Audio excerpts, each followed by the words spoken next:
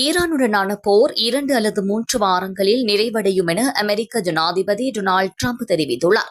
ஈரானுடனான போர் குறித்த முக்கிய தகவலை பகிர்ந்து கொள்ளும் வகையில் டிரம்ப் அமெரிக்க நேரப்படி புதன்கிழமை 1ஆம் தேதி இரவு 9 மணிக்கு வெள்ளை மாளிகையிலிருந்து உரையாற்றியுள்ளார்.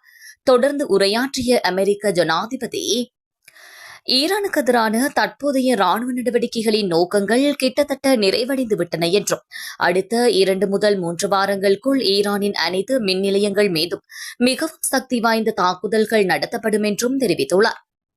இந்த பெரும் தாக்குதல்கள் ஈரான் மீண்டும் கட்காலத்திற்கு இழுத்துச் செல்லும் என்று அவர் எச்சரித்துள்ளார். அமெரிக்காவால் திட்டமிடப்பட்ட பல ராணுவ தாக்குதல்கள் ஏற்கனவே வெற்றிகரமாக நிறைவடைந்து விட்டதாகவும், எஞ்சிய பணியை நிறைவு செய்வதற்கு மிக குறைந்த காலமே தேவைப்படுவதாகவும் அவர் மேலும் குறிப்பிட்டுள்ளார்.